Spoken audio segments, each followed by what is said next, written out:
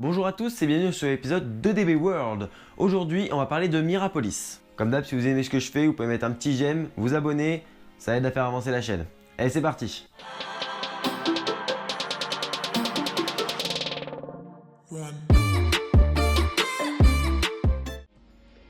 Mesdames, Messieurs, bonsoir. Mirapolis, c'est parti. Mirapolis est un parc qui a ouvert en 1987 à Courdimanche, juste à côté de Cergy-le-Haut, en Ile-de-France. Pour ma part, j'y suis déjà allé plusieurs fois après sa fermeture. Évidemment, quand il était ouvert, j'étais trop jeune. Nous y sommes retournés il y a peu, et franchement, c'est vraiment plus praticable. Ça a vraiment changé ces dernières années. Du coup, je vous déconseille fortement d'y aller, parce que déjà, vous n'avez pas grand chose, puis c'est vraiment pas pratique. Et ça peut être dangereux. Mirapolis était un parc à thème. Ce dernier était centré sur les fables et les grands romans de France. D'une superficie de 47 hectares, dont 30 pour le parc lui-même, il comptait pas moins de 29 attractions dès son ouverture.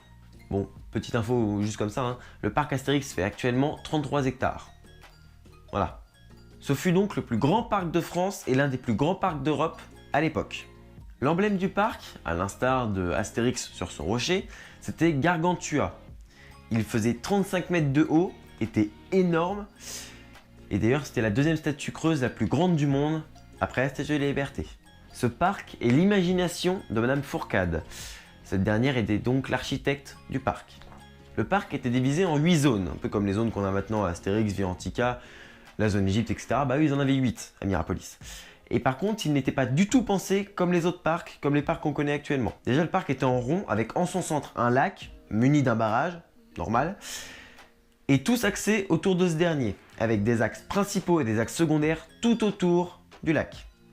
Dès l'entrée, on avait le choix. On arrivait sur une espèce d'esplanade avec soit un escalier, soit 2 pentes douces, une à gauche, une à droite, ou encore les voies de service qui étaient une à l'opposé de l'autre, vu qu'elles étaient sur les côtés du parc, et elles n'étaient pas réservées qu'aux employés, le public pouvait l'utiliser aussi.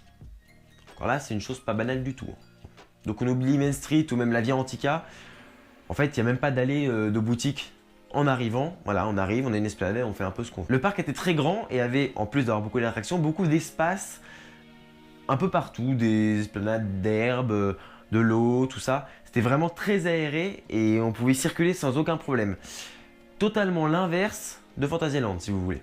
À l'origine, le terrain où le parc s'est installé était totalement plat, un peu un champ, si vous voulez. Et l'architecte a décidé d'une part de mettre des plantes parce qu'il n'y avait rien, et d'autre part de vallonner le terrain. Donc ils ont terrassé plus de 500 000 mètres cubes de terre, et donc ça donne de belles courbes et quelque chose qui n'existe pas vraiment dans les autres parcs. Et franchement, ça change tout. Ça a vraiment eu une âme en fait, plus qu'un parc tout plat.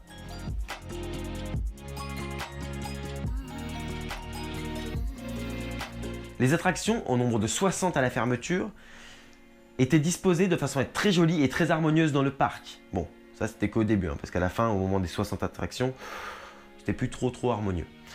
Mais au début, c'était très bien pensé et très bien réfléchi, jusqu'à même faire venir énormément de roches pour créer une colline et faire du coup un flume qui n'avait pas de support apparent.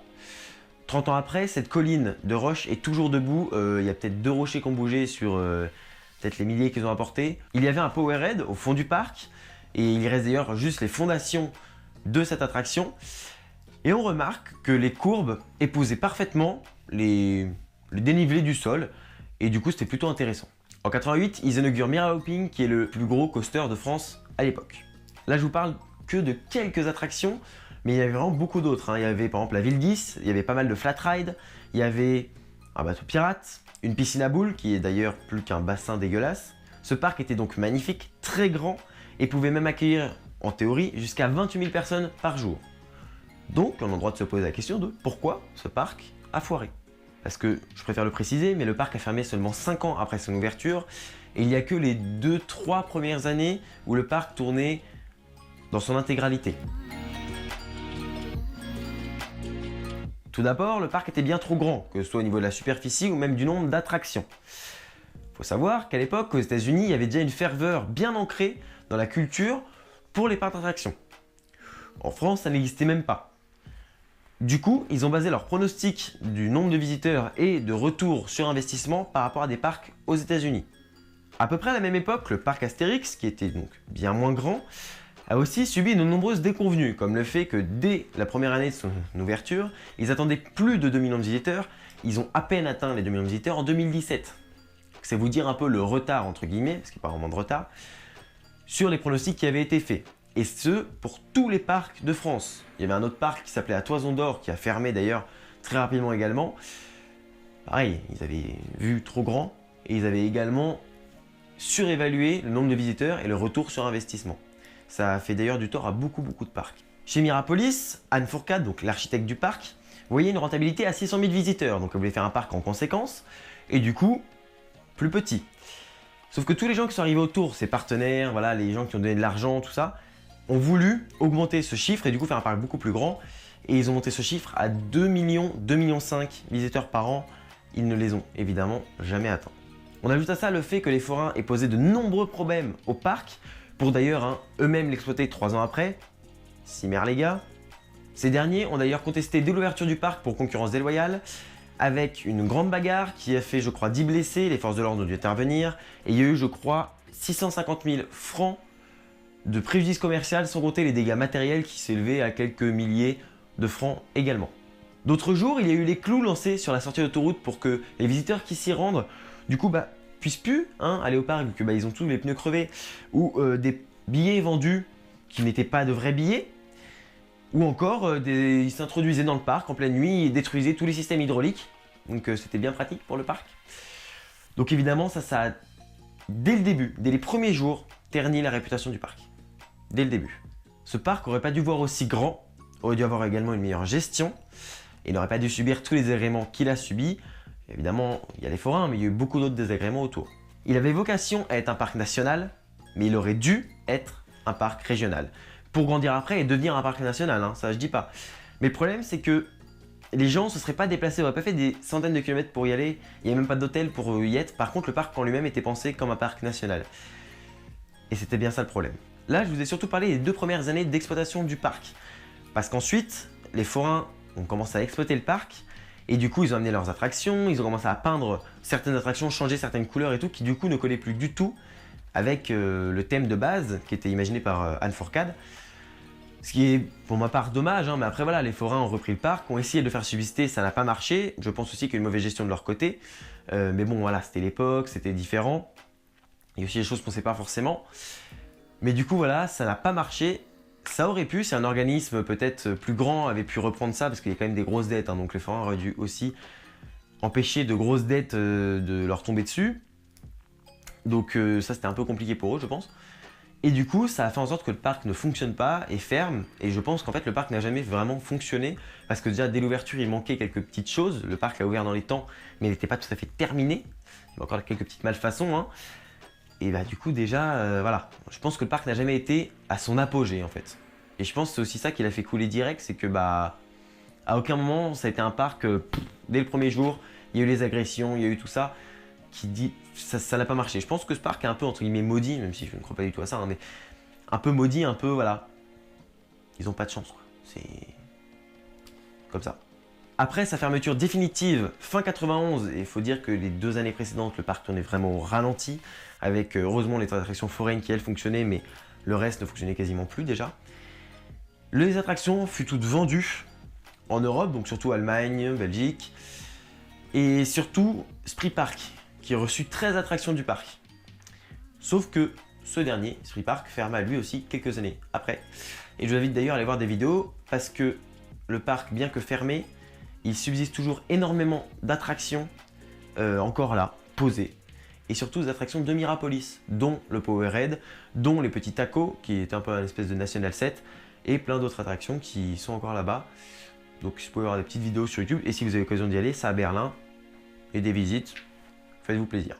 Si un jour vous voulez rider le bon vieux Miralooping, sachez qu'il existe toujours et qu'il est toujours en France, et ça c'est plutôt cool, dans un parc forain qui s'appelle Europark, à Viasplage dans le sud. Et voilà, il a été repeint, je crois qu'il est violet et jaune, et du coup c'est le Miralooping qui a une seconde vie. Il y a également une attraction qui a atterri à Europa Park, qui y est toujours, et puis voilà, dans d'autres parcs, Plopsaland, tout ça, il y a des attractions de Mirapolis. Le Gargantua fut finalement dynamité, et le parc détruit dans sa quasi-intégralité. Pour vous dire, même les bâtiments qui étaient juste debout, ils les ont rasés, et ils ont pris une autre attraction qui s'appelait la Ville 10, qui était une attraction en fait sous terre avec 14 mètres de fond, bah, ils ont pris tous les gravats et ils ont tout mis dedans. Pour être sûr qu'au moins on n'ait rien à visiter. Donc actuellement il ne reste que des vestiges du parc, il ne reste quasiment rien. On voit juste donc le parc est vallonné, il y a le lac, le barrage, une énorme forêt parce que ouais en fait ils ont planté 60 000 arbres, donc en 30 ans bah, les arbres ils ont fait leur vie hein, et donc c'est devenu une énorme forêt. Puis voilà, hein, il ne reste plus grand chose. C'est vraiment triste de voir un projet réduit à néant à ce point là. On s'en rend pas compte, mais quand on rentre dans le parc, au début on se dit ouais c'est une forêt avec des chemins de béton, bon ça c'est un peu chelou. Mais au détour d'une allée, d'un coup il y a le barrage qui apparaît. Déjà ça en fout plein la gueule parce que le barrage lui il est encore là et il va surtout pas tomber, il est super bien foutu le truc. Et franchement il est super beau.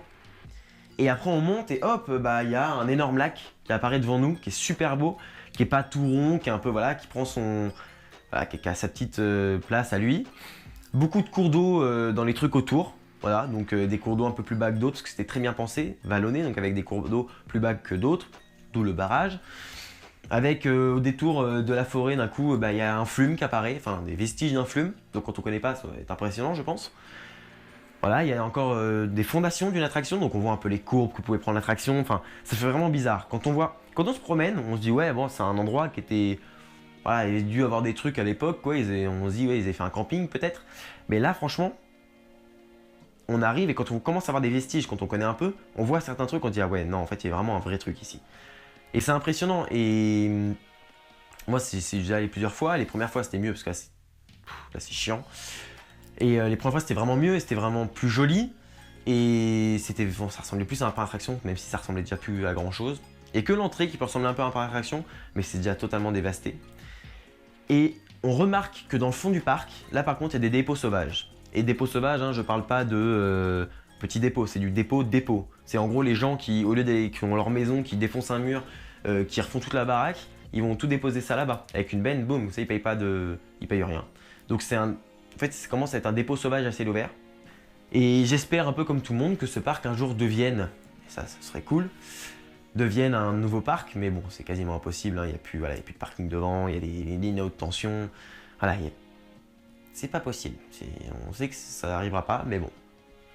Dommage, parce que c'est un endroit hyper bien, avec une base déjà très solide, une gare juste en face. Franchement, ça aurait été un super endroit pour faire un parc qui aurait pu durer pendant des années. Donc voilà, c'est la fin de cet épisode EDB World. Je vous dis à bientôt pour un prochain épisode. D'ici là, soyez enthousiastes. Salut!